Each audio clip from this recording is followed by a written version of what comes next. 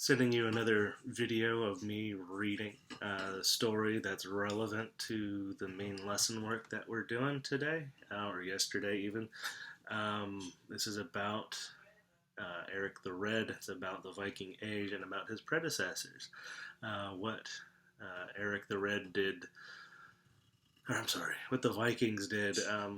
They did probably about 400, 500, even 600 years before Henry the Navigator did his stuff. So this is kind of a non-chronological order of things, but it's important to note they had an interesting contribution because it was kind of left to them. It was their thing. They used it. They used, these tricks of navigation that they learned. I wouldn't say it was necessarily lost in time, but I would say that it didn't have a lasting impact like this Portuguese and Spanish tradition that we're focusing on did. So definitely worth noting because they did sail across the whole Atlantic Ocean at some point. Anywho, I'll start reading in just a moment. I'm wearing, so you can see, my worry beads, or worry dolls. To keep the hair out of my face. Things are a little crazy. A little humid out or whatever. I don't know.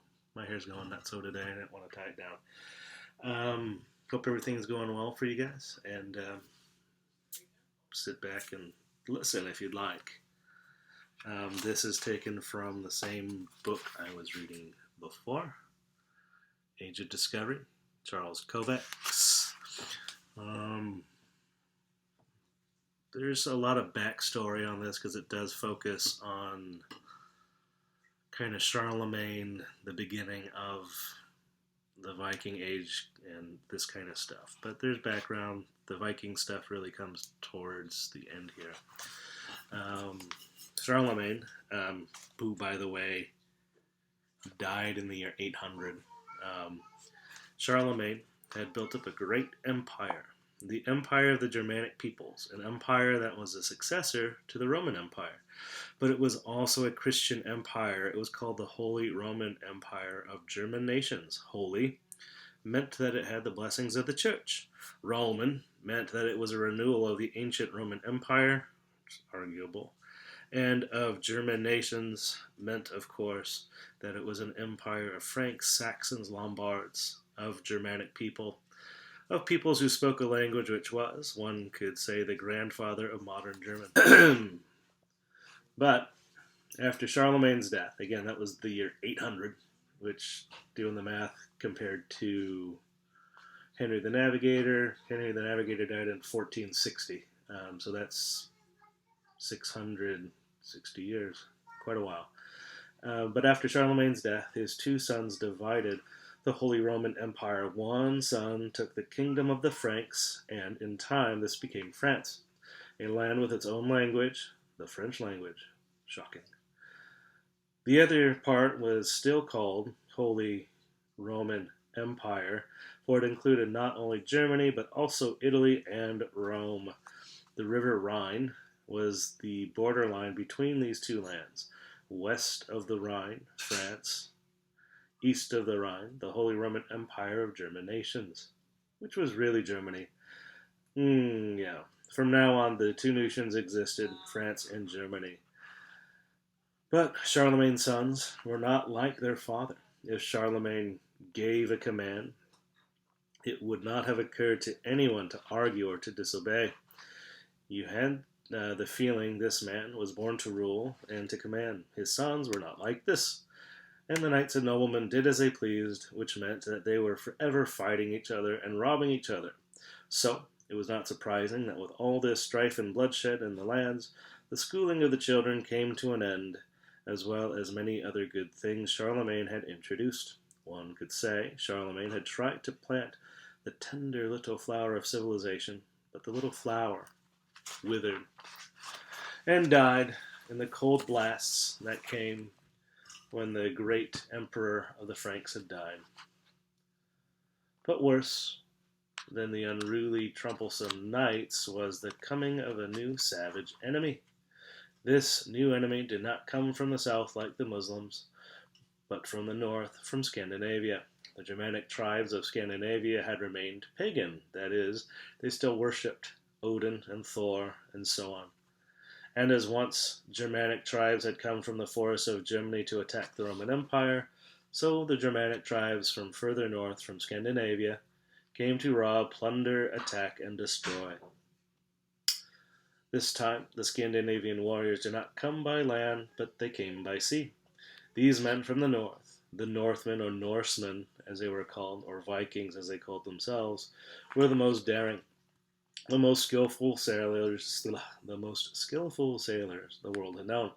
But they were also cruel and bloodthirsty robbers and pirates. One ancient writer called them the wolves of the sea. The ships in which these Norsemen sailed forth were not big.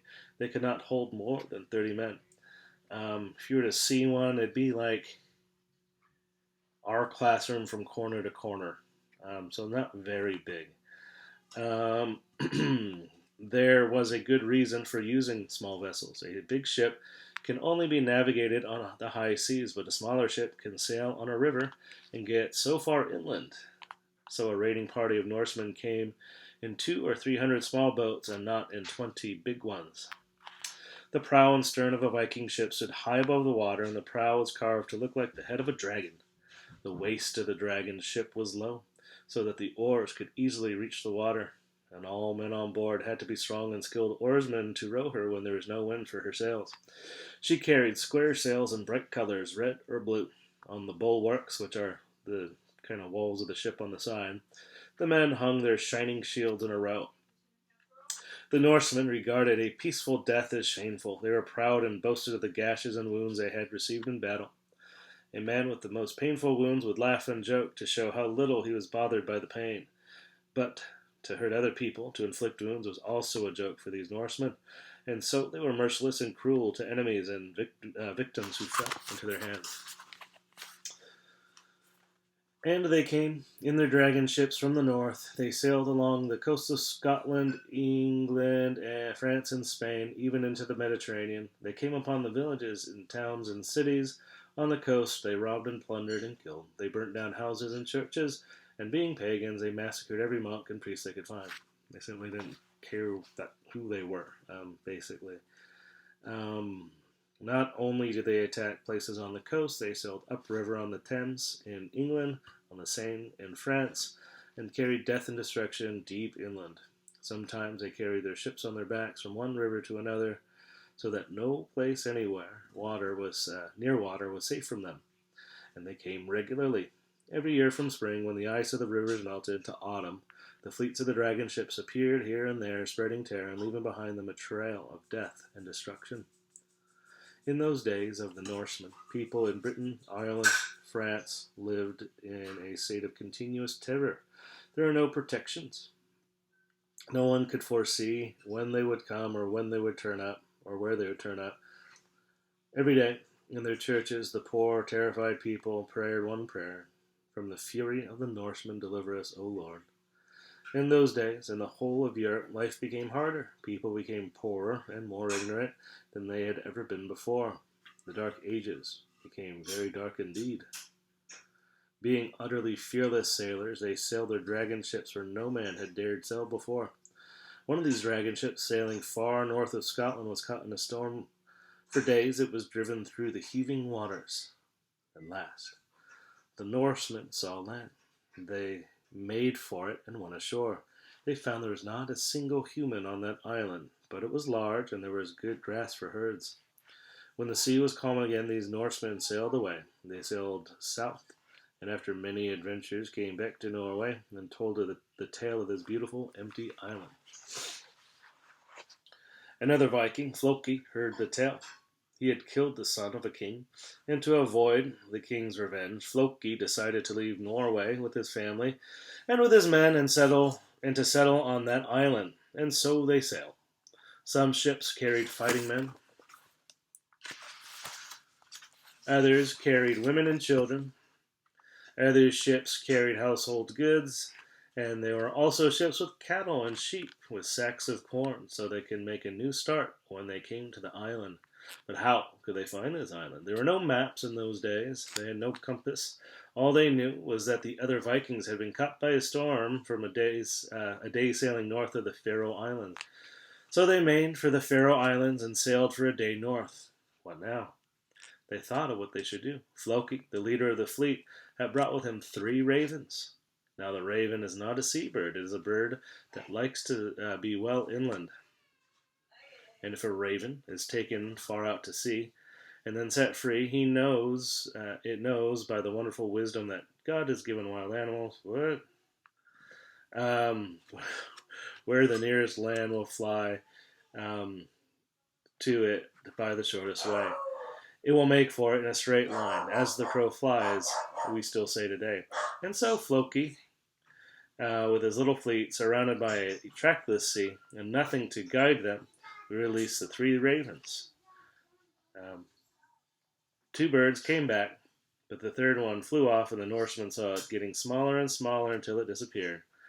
But they had well marked the direction, and before nightfall they came to the island that they had been seeking. The raven, the sacred bird of Odin, had shown them the way.